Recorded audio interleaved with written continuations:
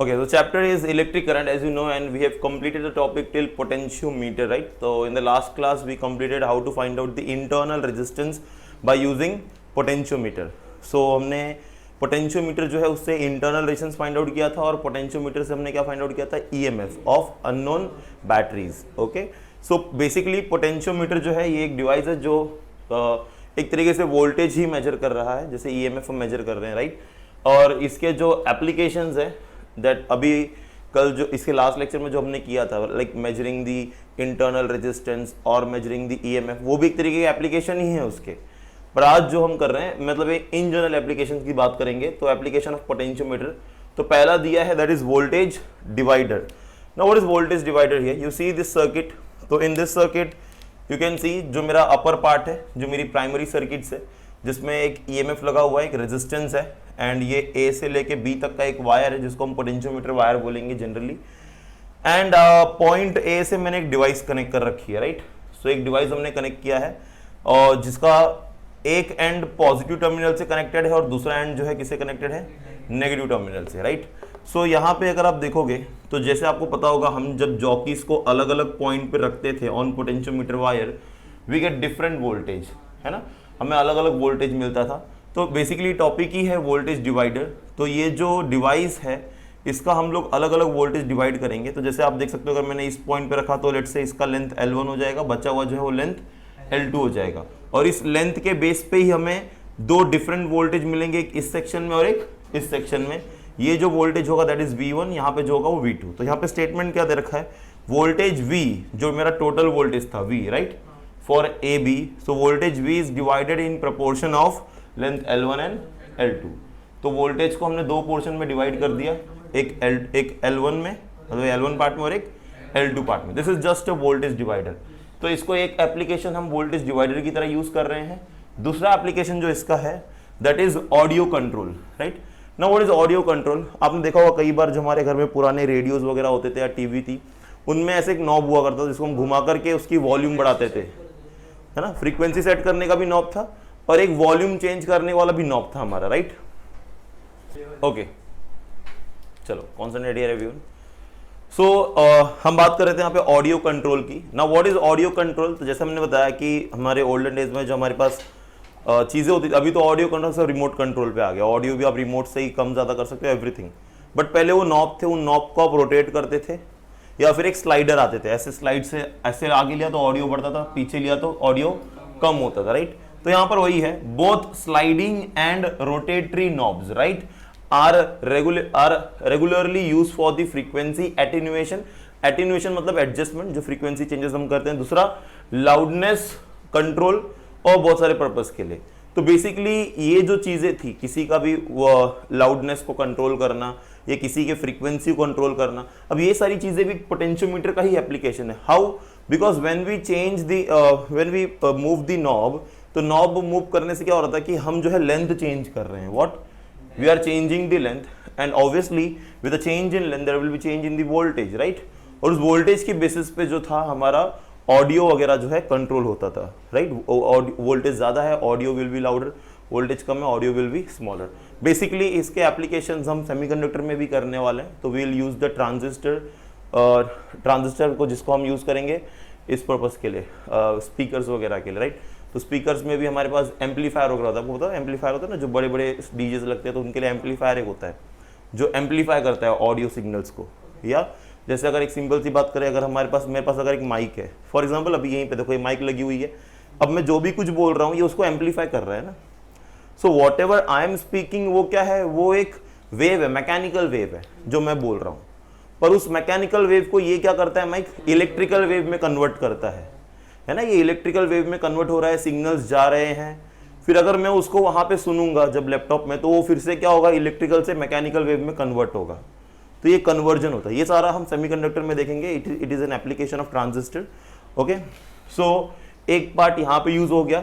दूसरा है potentiometer as an sensor. इसको हम सेंसर की तरह भी यूज करते हैं. जैसे फॉर एग्जाम्पल कोई बहुत बड़ी इंडस्ट्री है, उसमें हमने मशीनरी वगैरह लगा रखी, राइट? तो मशीनरीज में कुछ मोशंस होते हैं, तो उनके मोशंस को हम डिटेक्ट कर सकते हैं. कितना मोशन कोई एक मशीन कर रही है वो भी हम फाइंड आउट कर सकते हैं. तो क्या करते हैं हम लोग, वो मशीनरी की जो मोशन होती है ना उसको हम कनेक्ट कर देते हैं पोटेंशियोमीटर से। कैसे? अगर कोई एक मशीन मूव करती है तो उसके मोशन की वजह से ये डिस्प्लेसमेंट होगा, and when there is a displacement so there will be change in the voltage, right? So potential change होगा बिकॉज ऑफ द डिस्प्लेसमेंट, और उससे हम ये पता कर सकते हैं। तो अभी ऑब्वियसली यहाँ पे जो चेंजेस होगा वो बहुत ही स्मॉल होगा, और उसको हमें एम्पलीफाई करना पड़ेगा उस सिग्नल को। और एम्पलीफाई मतलब क्या होता है, जैसे एक मान लो कोई एक वेव है, ये बहुत छोटी वेव है, ठीक है, इस वेव को मैंने क्या किया, एम्पलीफाई किया, right? That's what the amplifier do. वो उसकी एम्पलीट्यूड बढ़ाता है, फ्रीक्वेंसी चेंज नहीं करता है। फ्रीक्वेंसी चेंज करने से, जैसे मान लो देखो बहुत सारे ना ऐसे ऐप आते हैं जिसमें आपकी वॉइस बदल जाती है, उसमें क्या करते हैं ना, they change the frequency of your sound. Loudness is what, changing only amplitude. So जैसे ये एक वेव है, तो यहां से लेके यहां तक ये इसका एक वेवलेंथ हो गया लैम्बडा, यहां से लेके ये भी क्या हो गया इसका वेवलेंथ, तो ये हम सेम ही रखेंगे, इसको हम change, we just change the amplitude. इसका पहले एम्पलीट्यूड इतना था, अब एम्पलीट्यूड इतना हो गया, तो मतलब वो एम्पलीफाइड हो गया, उसको हम बोलते हैं amplified, right? Amplification which is done by amplifier. Okay, तो ये पोटेंशियोमीटर एज अ सेंसर भी हम यूज करेंगे। दूसरा आपको दिया है वो like advantage and disadvantages of the potentiometer. अब पोटेंशियोमीटर के कुछ एडवांटेजेस भी हैं एंड कुछ डिसएडवांटेजेस भी। अभी डिसएडवांटेज एक ही है कि उसको हम कैरी नहीं कर सकते, it's a very huge apparatus, right? आपने कॉलेज में एक्सपेरिमेंट वगैरह किया होगा, किया पोटेंशियोमीटर का एक्सपेरिमेंट अभी? पोटेंशियोमीटर का एक्सपेरिमेंट लंबा सा एक टेबल होगा, उस पर आपको वायर टच करना है, राइट? जॉकी को टच करना था, ठीक है, किया तो कोई बात नहीं, वरना आपको कराएंगे। तो इसको आप कैरी नहीं कर सकते हो, ठीक है, इस चीज को। यही जो हम हर बार बताते थे ना, ए से बी एक लंबा वायर होगा 1 मीटर का, राइट? तो उस पर आप उसको टच करोगे, ओके? तो इसका एक ही डिसएडवांटेज है जिसको हम डीमेरिट बोलते हैं, तो वो है कि आप इसको कहीं कैरी नहीं कर सकते हो, ये एक पॉइंट पे आपको करना होगा। दूसरी बात जो इसका एडवांटेजेस की है वो ये है कि अगर मैं बात करूं पोटेंशियोमीटर और वोल्ट मीटर के डिफरेंस की, राइट? तो वोल्ट मीटर जो होता है, what is voltmeter? Again it is a device which is used to measure voltage और potential drop between the 2 points, right? So 2 point, जैसे मान लो अभी ये मेरे पास रेजिस्टेंस लगा रखा है मैंने, ये बैटरी से कनेक्ट कर दिया मैंने, तो इसके अक्रॉस कितना पोटेंशियल ड्रॉप हो रहा है, मैंने वोल्ट मीटर लगा दिया। वोल्ट मीटर से हम पोटेंशियल ड्रॉप जो है फाइंड आउट कर सकते हैं, पर वोल्ट मीटर से सिर्फ हम यही कर सकते हैं, पोटेंशियल ड्रॉप ही फाइंड आउट कर सकते हैं। हम किसी का ईएमएफ वगैरह फाइंड आउट नहीं कर सकते, जो कि हम इससे कर सकते हैं, पोटेंशियोमीटर से, राइट? सो पोटेंशियोमीटर का एप्लीकेशन ज्यादा है as compare to volt meter. Okay, हाँ, फाइंड आउट कर सकता है। अभी देखो ना, हम बैटरी का ईएमएफ निकालते हैं, तो बेसिकली हम उसका वोल्टेज ही फाइंड आउट कर रहे हैं ना, पोटेंशियल डिफरेंस ही फाइंड आउट कर रहे हैं ना, बाय कनेक्टिंग द जॉकी, बराबर? ओके, सो ये बेसिक था मैरिट डीमेरिट। अगर आप पढ़ोगे तो मैरिट में पहला पॉइंट दिया है, potentiometer is more sensitive then volt meter. तो पोटेंशियोमीटर की सेंसिटिविटी काफी ज्यादा है, मतलब थोड़े थोड़े चेंजेस को भी वो डिटेक्ट कर सकता है और उसमें वेरिएशंस आपको शो हो जाएंगे, राइट? दूसरा, a potentiometer can be used to measure a potential difference as well as EMF of a cell. तो पोटेंशियोमीटर से आप पोटेंशियल डिफरेंस भी फाइंड आउट कर सकते हो और ईएमएफ भी फाइंड आउट कर सकते हो, right? A voltmeter always measure terminal potential difference and as it draws some current, it cannot be used to measure an EMF of cell. तो वो कभी भी EMF को मेजर करने के लिए हम नहीं यूज करेंगे, किसको? वोल्ट मीटर को।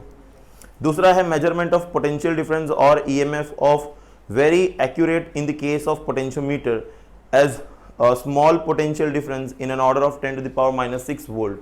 देखो, पोटेंशियोमीटर को यूज करके 10 to the power -6 वोल्ट, इतने छोटे वोल्टेज को भी आप मेजर कर सकते हो, that is in nothing but micro volt, है ना? तो इतने छोटे चेंजेस को भी आप डिटेक्ट कर सकते हो by using potentiometer. And then last, least count of the potentiometer is much better compare to that of the volt meter. तो लीस्ट काउंट मतलब क्या होता है? कम से कम कितना, जैसे अब एक स्केल है आपके पास, आपने याद है अपने पास जो मीटर स्केल है वो, सॉरी मीटर स्केल बोल रहा हूँ, आपके जो स्केल आप 9-15 सेंटीमीटर का यूज करते हो, उसका लीस्ट काउंट 0.1 होता है। पर आपने माइक्रोस्कोप गेज या फिर वर्नियर कैलिपर यूज किया है, उसके लीस्ट काउंट 0.001 एंड 0.001 है ना? तो मतलब एक का होता है 0.01 और एक का होता है 1, तो इसका लीस्ट काउंट इतना ज़्यादा हो जाता है, मतलब कंपेयर टू स्केल उनके लीस्ट काउंट ज़्यादा है। तो वैसे ही पोटेंशियोमीटर का लीस्ट काउंट ज़्यादा as compare to volt meter, right. और डीमेरिट्स में जैसा मैंने बताया, it is not portable and not easy to carry, okay, that's all. तो यहाँ पे हमारा पोटेंशियोमीटर का पार्ट एंड होता है। And now will start with the MCG, moving coil, galvanometer, और how we can convert MCG to ammeter and voltmeter, वो part हम करेंगे, right. And again that is an easy part, ठीक, okay, pause करते हैं।